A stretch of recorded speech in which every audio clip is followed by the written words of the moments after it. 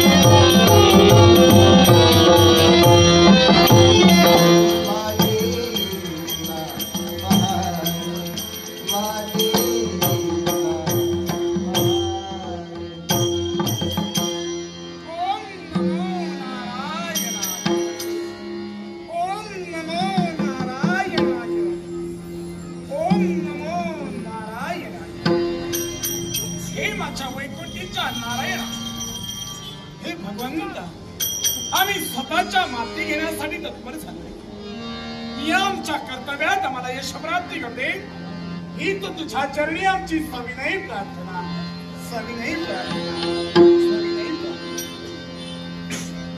इक्ष्वाकू कुळ आणि या इक्ष्वाकू कुळाच्या ठिकाणी चंद्रवंशीय राजकर्ता म्हणून आज ज्याची गणना केली गेली नाही सद्गुरूचे राज करताय ययाती म्हणूनही त्याचा डंका घातला जातोय।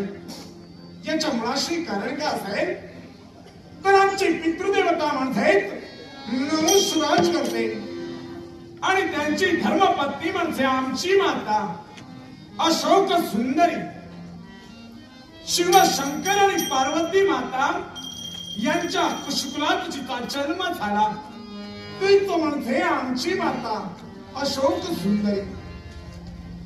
माझ्या पितृदेवतेनं राजवैभव सांभाळलं आणि राजवैभव सांभाळत असलेले वृद्धकलाकडे झेप घेता क्षणी तरुण पिढीला तरुण राजकर्ता हवाय म्हणून तरुण माता एकरूप झाली पाहिजे। या एका सद्भावनेनं नहुष राजकर्ते म्हणजे आमची पितृदेवता यांचे 6 पुत्र, ज्येष्ठ पुत्र म्हणजे याती होय। पण याती तुम्हाला जर का पाहिलं होतं तर त्यावेळी त्यांच्याजवळ दिसत नव्हतं ते राजवैभवात त्यांचं मन रममान होत नव्हतं। राजवैभव हाताळावं, या राजवैभवाची धुरा स्वतःच्या हाती घ्यावी ही त्यांची जिज्ञासा होती आणि म्हणूनच त्यांनी राजवैभव सांभाळण्यासाठी नकार दिला गेला। त्याच वेळी चिंता पडली याच्या पुढे नैसर्गिकता राज करता कोण म्हणून प्रत्येकाच्या मनात विवंचना निर्माण झाली। ज्येष्ठ पुत्र म्हणजे पित्यावर अधिकार पोचतोय की त्याचा, पण आम्ही एक पुत्र नहुष राज करताना न होता तर होते असे 6 पुत्र होते। याती, ययाती, अयाती, सुयाती, वियाती आणि कृती असे 6 पुत्रांपैकी द्वितीय पुत्र म्हणजे ययाती होय। या ययातीच्या मातेची जबाबदारी देण्यात आली तर दिनापासून आज सवार ब्राह्मण शूद्र क्षत्रिय वैश्य अशा प्रकारे 4 वर्णांना नटलेली प्रजा आणि या प्रजाच्या सांभाळ करण्याची जबाबदारी आम्ही आमच्या माती घेण्यासाठी तत्पर झालो. पण पित्याची आमची इच्छा होती की या विश्वाच्या ठिकाणी बाप सवाई व्हावा तो पुत्र, म्हणून नवश राजकर्ते यांची इच्छा पूर्ण करण्यासाठी आज स्तवर आणि झटण्यासाठी तत्पर झालो. पण हे परमेश्वरा, या माझ्या कर्तव्यात मला यशादात करते ही तुझ्या चरणी माझी सविनय प्रार्थना, सविनय प्रार्थना, सविनय प्रार्थना. श्रीमन्नारायण नारायण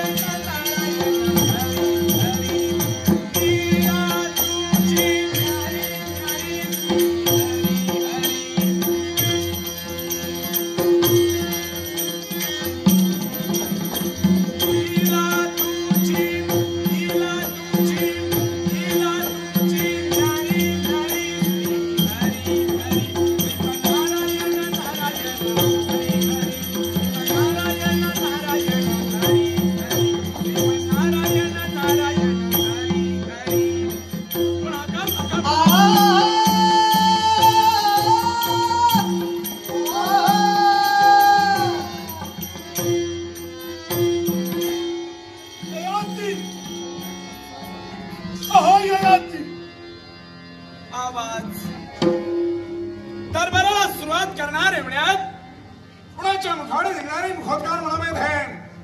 अरे ते ययाती कोण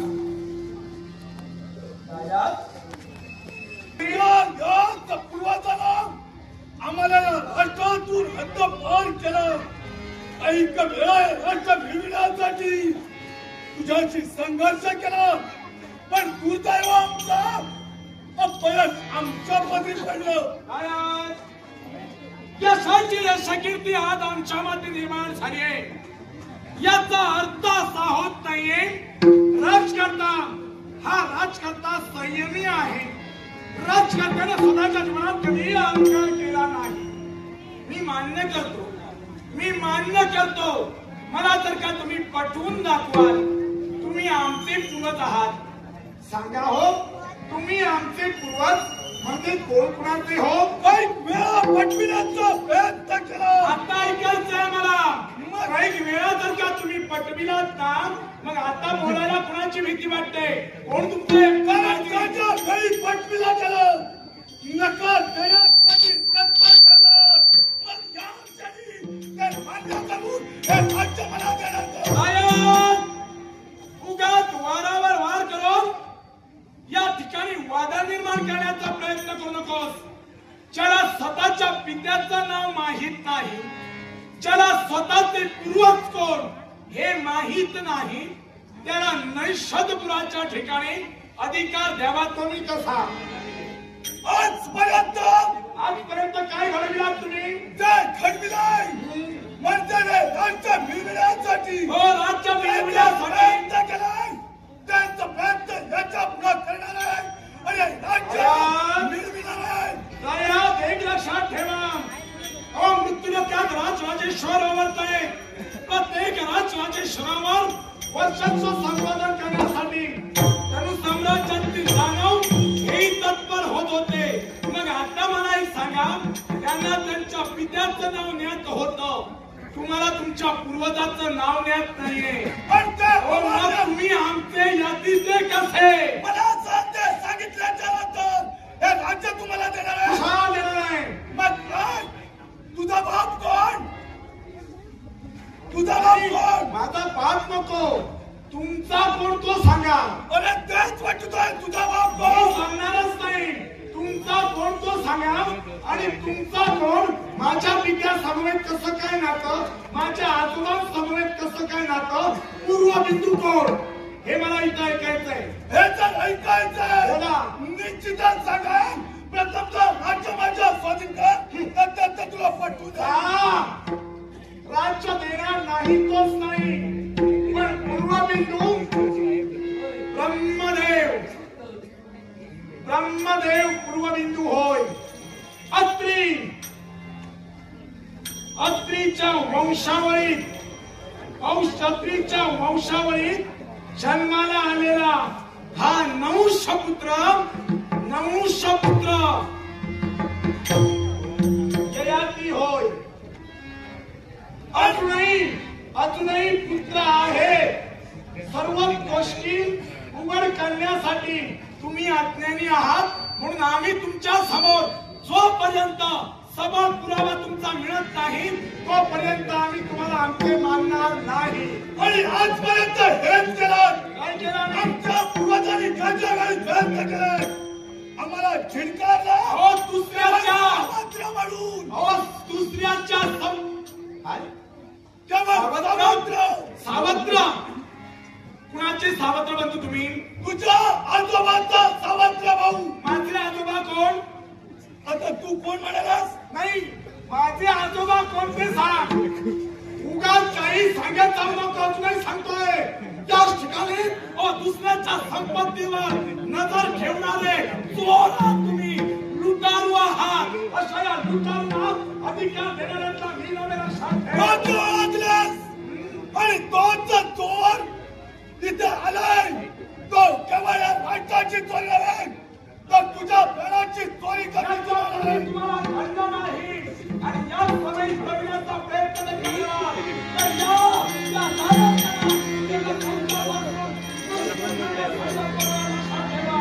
येणारी वेळ ठरली आहे.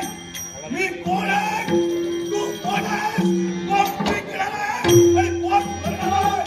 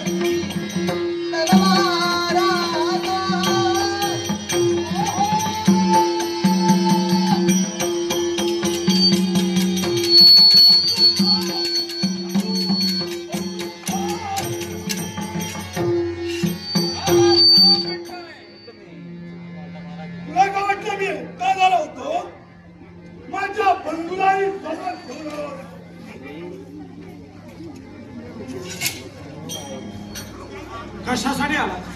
एकच उद्देश, कोण उद्देश? ज्याच्याशी साम्राज्य तू संघर्ष करतोय हा, त्या दयाचा कनिष्ठ बंधू मी. इथपर्यंत का आला? एकच उद्देश, हे राज्य आहे, हे आमच्या सुद्धा मालकीचं आहे. मालकीचं आहे? समजलं? समजलं. म्हणजे दुसऱ्याजवळ ज्ञान घेऊन तुम्ही आलात. मलाही मान्य करावं लागणार आहे.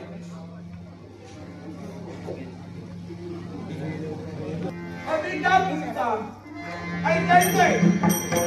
कोणाचा अधिकार आहे हो तुमचा या राज्यावर? या राष्ट्रावर आमचा पिढीजात अधिकार आहे. पिढीजात? आमचे पूर्वज हे राष्ट्राचे या वारस आहे. राज्याचे तुमच्या वारस आहेत. हो. ऐकू द्या बरोबर. कोण तुमचे पूर्वज? नाही, आमच्या पिताजीने मृत्यू समयी आम्हाला एकच सांगितलं. काय सांगितलं?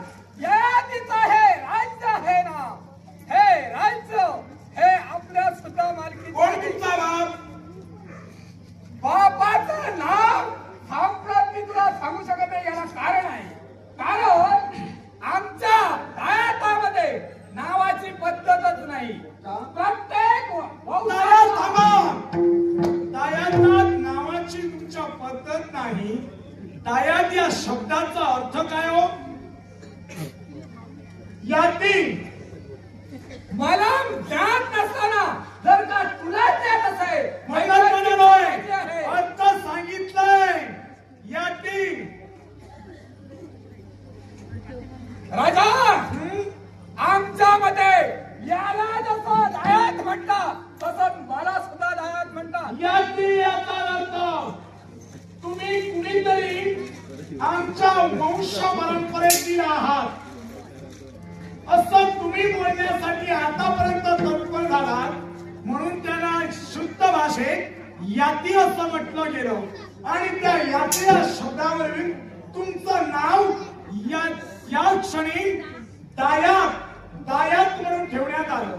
मग मला एक सांगा हो, जिथं आपला अधिकार नाही, जिथं आपलं कर्तृत्व नाही, जिथं आपण गेल्यानंतर आपल्या कर्तृत्वानं राज्य सांभाळलं जाणार नाही याची जाणीव असते सुद्धा तुम्ही इथं आलात.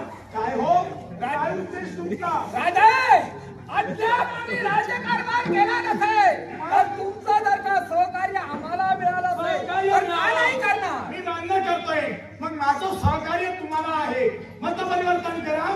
माझ्या सैन्यात भरती व्हा. नाही, नाही सैन्यात भरती सैन्यात होणार भरती होणार नाही. नाही. मग तुम्हाला काय द्यावं आम्ही? आम्ही अधिकार तो सांगा. अधिकार जर का तुमचा असेल आणि जर का ते मला पटलं असेल आणि मी जर का मान्य केलं, उगाच सांगितलं म्हणून मान्य करणार नाही. उगाच सांगितलं म्हणून मान्य करणार नाही. ब्रह्मदेव अत्रि या क्षणी चंद्र, बुध, पुराहा, हरिहा, अनु, नहुषाचा पुत्र ययाती ही वंशावळ माझी आहे. मग राजा, या वंशावळी तुमचा कोण तो सांगा. राजा, तुमच्या बोलण्याचा मतदार्थ एवढाच मी समजू शकतो काय? की मागून देणारे तुम्ही नव्हे. मागून कुठं? मागूनही नव्हे आणि पुढूनही नव्हे. तुम्ही कसे येता? देणार नाही. तो काय मागून देत नसतो. तो सामर्थ्याच्या जोरावर, स्वतःच्या शक्ती प्राबल्यावर ह्याच्या पुढे पळून गेला आणि आता शक्ती सामर्थ्याची वगैरे करतात. हे सुद्धा शक्ती सामर्थ्य मानतात. तुम्हीच